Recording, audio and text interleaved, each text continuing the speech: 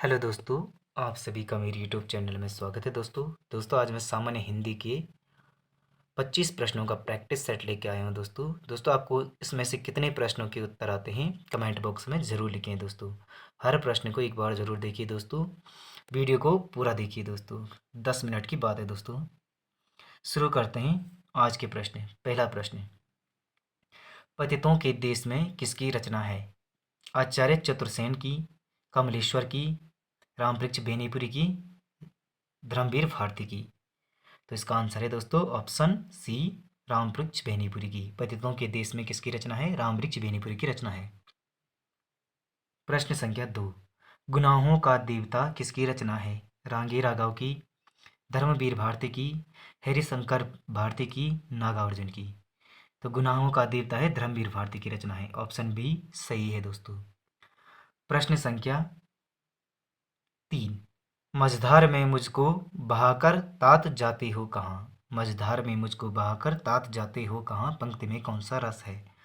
करुण रस, भयानक रस, शांत रस, विभत्स रस। तो इसका आंसर है दोस्तों ऑप्शन ए, करुण रस। मझधार में मुझको बहाकर तात जाते हो कहाँ में करुण रस है। प्रश्न संख्या 4, 24-24 मात्राओं की दो पंक्तियों वाले छंद को क्या कहते हैं? सोरठा कहते हैं, दोहा कहते हैं, कुंडली कहते हैं, रोला कहते हैं। तो उसे दोहा कहते हैं दोस्तों। 24-24 मात्राओं वाले दो पंक्तियों वाले छंद को दोहा कहते हैं। प्रश्न संख्या 5, मालिनी छंद किस प्रकार का छंद है? साधारण छंद, दंडक, ए बी दोनों, इनमें से कोई नहीं। तो इसका आंसर है दोस्तों ए बी दोनों। मालिनी साधारण और दंडक दोनों प्रकार के छंद हैं। दोस्तों वीडियो को लाइक और चैनल को सब्सक्राइब भी करते जाइए साथ में। प्रश्न संख्या 6, सोहत ओढ़े पीठ पट श्याम सलोने गात मनहो नीलमणि शैल पर आतव परायो प्रभात। पंक्ति में यमक अलंकार है, उत्प्रेक्षा अलंकार है, रूपक अलंकार है, श्लेष अलंकार है। तो इसमें उत्प्रेक्षा अलंकार है। ऑप्शन बी सही है। सोहत ओढ़े पीठ पट श्याम सलोने गात में उत्प्रेक्षा अलंकार है। प्रश्न संख्या 7, तत्सम शब्द का चयन कीजिए। गोधूम, चावल, जोधा, मामा। तो गोधूम क्या है? तत्सम शब्द है। प्रश्न संख्या 8, तद्भव शब्द का चयन कीजिए। बहु, रक्षा, यत्न, मिष्ट। तो इसमें तद्भव शब्द है। बहु क्या है? तद्भव शब्द है। प्रश्न संख्या 9, देशज शब्द है। भव्य, प्राचीन, घोटाला, अर्वाचीन। तो देशज शब्द है घोटाला। ऑप्शन सी सही है। प्रश्न संख्या 10, बंगारो किस उपभाषा वर्ग की बोली है? पश्चिमी हिंदी, पूर्वी हिंदी, बिहारी, पहाड़ी। तो बंगारो किस उपभाषा वर्ग की बोली है? तो पश्चिमी हिंदी की बोली है। ऑप्शन ए सही है।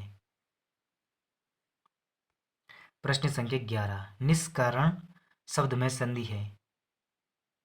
सॉरी यहाँ पे लिखने में गलत। स्वर संधि, व्यंजन संधि, विसर्ग संधि, इनमें से कोई नहीं। तो इसका आंसर है ऑप्शन सी, विसर्ग संधि। निष्कारण में विसर्ग संधि है। प्रश्न संख्या 12, अंत्योज का संधि विच्छेद है। अत धन ओज, अति धन ओज, इति धन ओज, इति धन ओज। तो इसका आंसर है दोस्तों अंत्योज शब्द का संधि विच्छेद है अति धन ओज। ऑप्शन बी सही है। प्रश्न संख्या 13, दीर्घाय में कौन सा समास है? द्विगु, द्वंद्व, कर्मधारय, तत्पुरुष। तो इसका आंसर है दीर्घाय में कर्मधारय समास है। ऑप्शन सी सही है।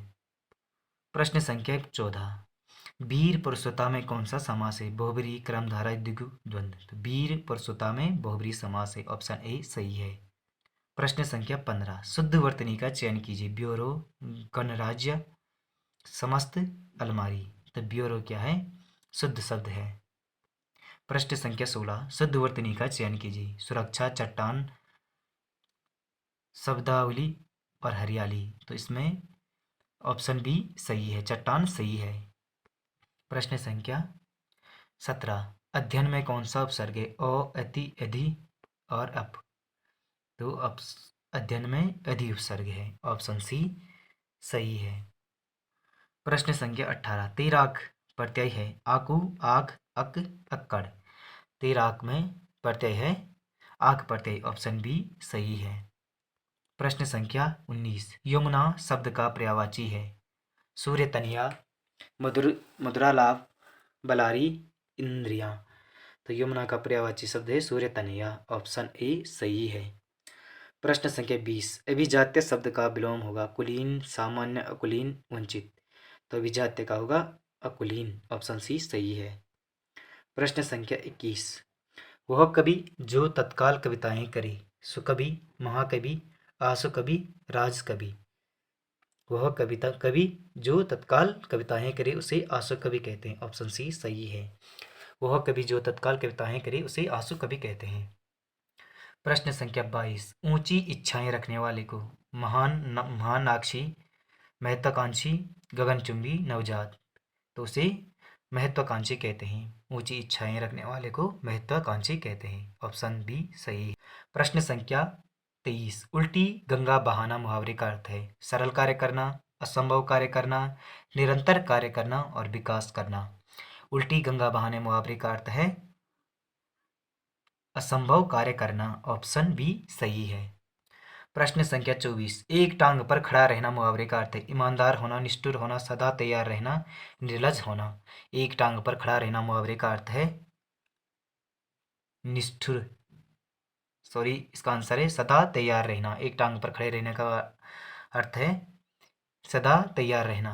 ऑप्शन सी सही है। प्रश्न संख्या 25, स्त्रीलिंग शब्द का चयन कीजिए कफन, इलाज, गड़बड़, उत्साह। दोस्तों वीडियो को लाइक और चैनल को सब्सक्राइब करिए। दोस्तों मेरे चैनल पे बहुत सारे वीडियो हैं अपलोड की गई हैं दोस्तों, उन्हें भी देखिए दोस्तों, आपकी काफ़ी मदद करेंगे वो।